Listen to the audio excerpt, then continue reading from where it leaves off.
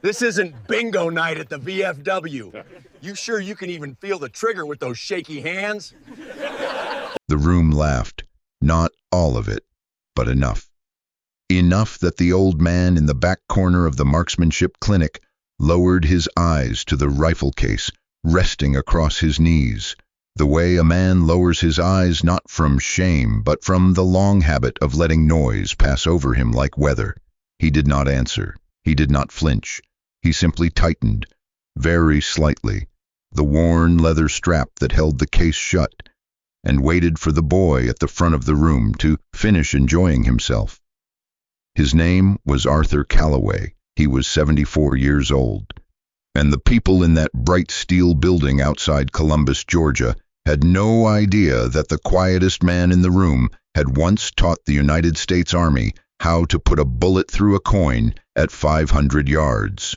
What happened that afternoon changed every one of them, though none of them would speak of it the same way again. If you believe that the bravest men are usually the ones who say the least, that the world has forgotten how to honor its quiet warriors, then type the word honor in the comments right now before we go on. Because what this old man chose not to say is the whole reason this story is worth telling. Stay with it to the end. To understand why no one looked at Arthur Calloway twice, you have to understand how thoroughly he had learned to disappear. He arrived that Saturday morning in a 1994 Ford pickup, the color of dried mud, a truck that had outlived 2 transmissions and 1 marriage's worth of road trips. He wore a flannel shirt soft as riverstone from 1,000 washings, and a ball cap so faded its logo had surrendered years ago to sun and sweat. There was nothing on him that asked to be noticed, no insignia, no bumper sticker boasting of a war, no challenge coin jingling in his pocket. Just an old man with a cane he didn't lean on as much as carry, and hands that trembled faintly when they were idle. A tremor that came not from fear but from 74 winters, and a heart that had been broken 3 years ago and never fully mended. There was nothing about him worth a second glance. That was the truth, and it was also the disguise, though he had never meant it to be one. He had come because of the flyer, free public marksmanship clinic, all skill levels welcome. He had seen it taped to the window of the hardware store in town, and something in him, some old muscle that had not stretched in years, had woken up. He told himself he just wanted to smell gun oil and cordite again. He told himself it was a way to fill a Saturday, but the deeper truth, the one he carried home alone every night to a house gone silent, was that Elaine was gone, and the silence had teeth. Elaine. He had married her in the spring of 1972, 6 weeks after he came home from a war he never described to her in detail, and she had never once asked him to. She had a way of knowing when his eyes went somewhere far away, and instead of dragging him back with questions, she would simply set a cup of coffee beside his hand and rest her palm on his shoulder until he returned on his own. She had loved him through 50 years, 2 stillbirths, a foreclosure, and 1,000 nights when he woke up gripping the headboard like it was a rifle. Her heart had failed her on a Tuesday in October, quietly, the way she did everything. He had been holding that same hand when it went still. 3 years now, and he still set out 2 cups of coffee every morning before he remembered, and then he drank them both, cold, because pouring one out felt like burying her again. The clinic was loud with confidence. Young men in compression shirts and tactical sunglasses talked about their rifles the way other men talk about their cars, and the loudest of them all was Jake. Jake was 28, a gym trainer with arms like braided rope and a voice built for a room twice this size. He ran a fitness studio in town and had taken up shooting the way some men take up a hobby, completely, expensively, and out loud. He had the newest carbine money could buy, a scope that cost more than Arthur's truck, and the unshakable certainty of a man who has never yet been humbled by anything that mattered. When the instructors set up the long-distance lane, and announced an informal challenge for the afternoon. Jake had appointed himself master of ceremonies, and Arthur, old, slow, silent, sitting in the corner with a battered case, had become his easiest target long before any rifle was raised.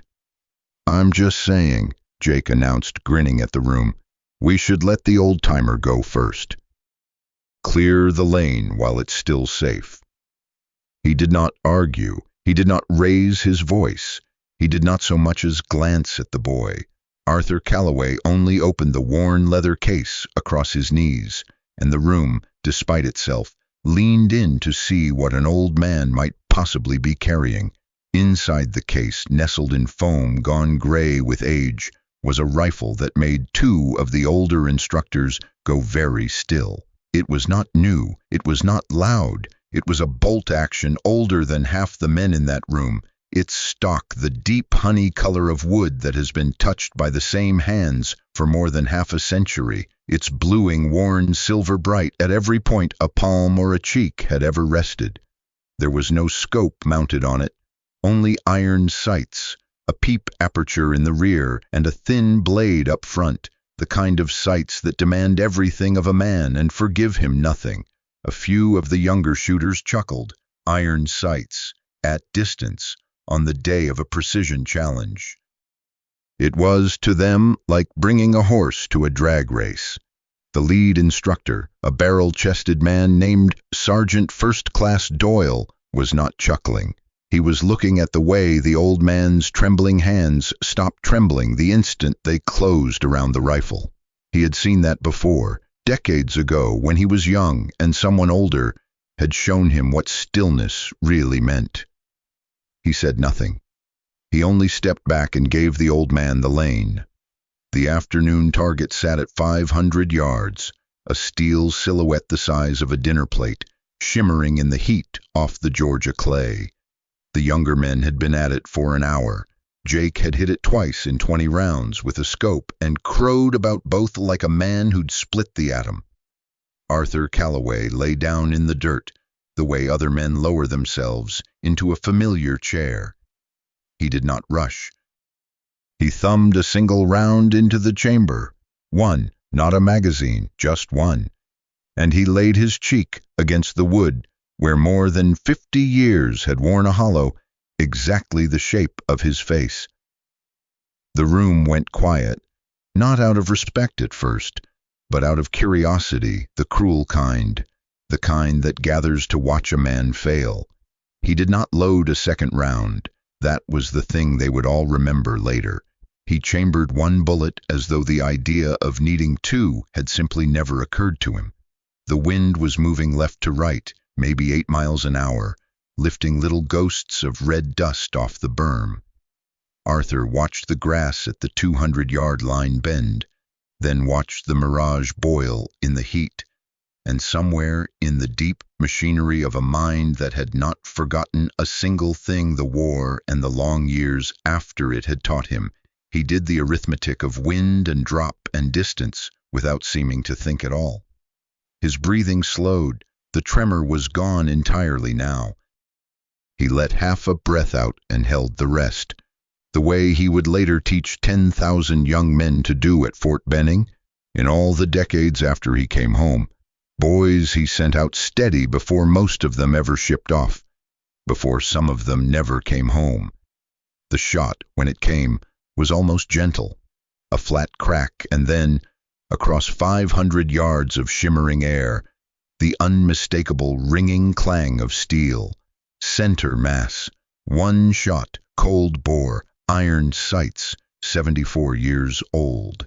Nobody laughed. It was in that silence, that vast, embarrassed, holy silence, that a man stepped through the door at the back of the building, and everything changed a second time.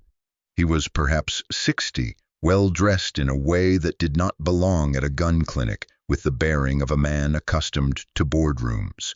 His name, the instructors would learn, was Daniel Tran, and he had quietly funded this free clinic and a dozen like it across 3 states for years, though almost no one knew his face. He had come that day only to see how the program was running. He had not expected to see a ghost. He stopped a few feet from the firing line and stared at the old man rising stiffly from the dirt. The color drained from his face. And then Daniel Tran, the silent benefactor, the man whose money quietly held this whole place together, did something no one in that room could have predicted. He came to attention, and he bowed his head. "It's you," he said, and his voice cracked on the smallest word in the English language. "My God, it's you." Arthur looked at him for a long moment, the way you look at a face you last saw very small and very frightened, half a world and half a lifetime ago. The memory came back to both of them at once. It had been March of 1969, in a village whose name Arthur had carried like a stone in his chest for 56 years. He had been a young soldier then, barely 18, still more boy than man himself. His unit had moved through at dawn, and the fighting had come without warning, the kind of close, screaming chaos that turns men into instinct. In the smoke and the noise, Arthur had seen a hut catch fire, and he had heard, beneath the gunfire, the thin animal sound of a child crying.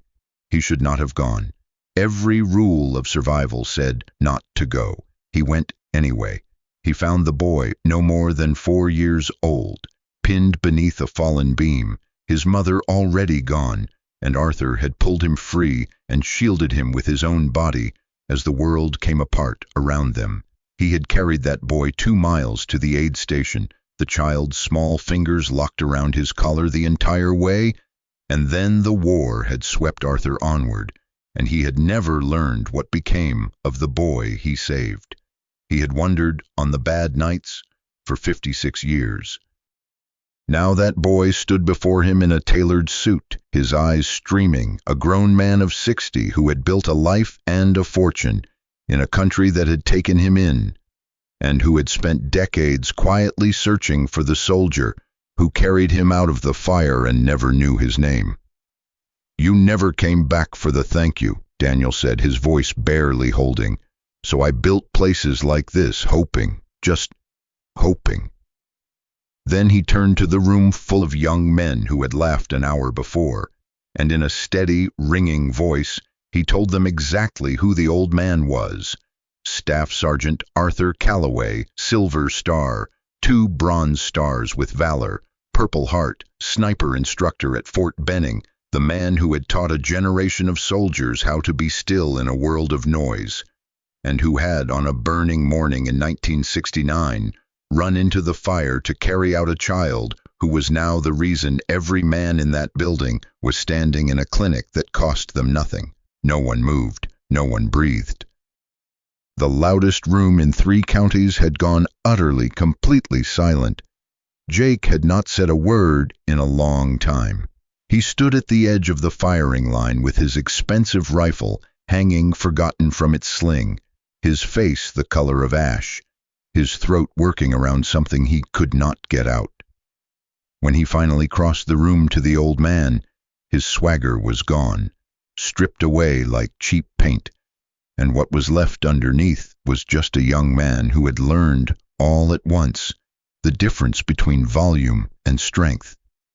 "Sir," he managed, "Sir, what I said, I'm so sorry. I didn't—" His voice broke, his eyes were wet, and he did not try to hide it.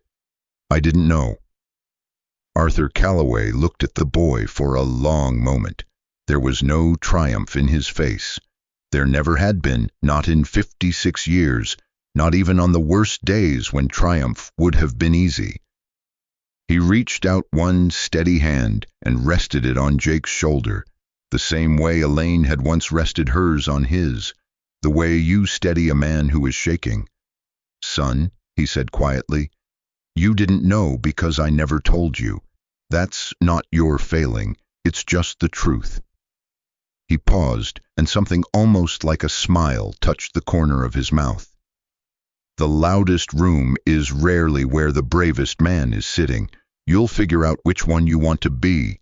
You've got time. Most of us only ever get the one chance to choose." Jake nodded, unable to speak, and the old man patted his shoulder once and let him go. 6 months later, the clinic outside Columbus added a new lane, a long-distance lane with iron sight stations only and a small brass plate bolted to the bench at the firing line. The plate read, "For the men who say the least." A.C. Arthur Calloway comes most Saturdays now. He no longer sits in the corner. He works the iron sight lane, kneeling in the red dirt beside young shooters, his trembling hands going still the moment they wrap around a stock, his voice low and patient as he teaches them what 50 years taught him, that the wind will tell you the truth if you are quiet enough to listen, and that one good shot taken slowly is worth 100 fired in a hurry. Daniel Tran funded the new lane and the plate, and a scholarship in Elaine's name for the children of fallen soldiers. He calls Arthur every Sunday. They do not always have much to say. Often they just sit on the line together, two men who met once in fire and again in silence, and watch the dust ghost off the berm. And Jake, loud, certain, expensive Jake, sold the studio's flashiest equipment and started a free program of his own, teaching marksmanship to veterans who can no longer afford to shoot. He keeps a photograph taped inside his rifle case, an old man, a battered bolt action, and a steel plate at 500 yards. On the bad days when the noise in his own head gets loud, he looks at it and he gets quiet, and he remembers. If this story moved you, if you believe the quietest men among us have earned the loudest thanks, subscribe and stay with this channel, because there are more of these stories than the world remembers, and someone has to tell them. The loudest room is rarely where the bravest man is sitting. Go find the quiet one, buy him a cup of coffee and listen.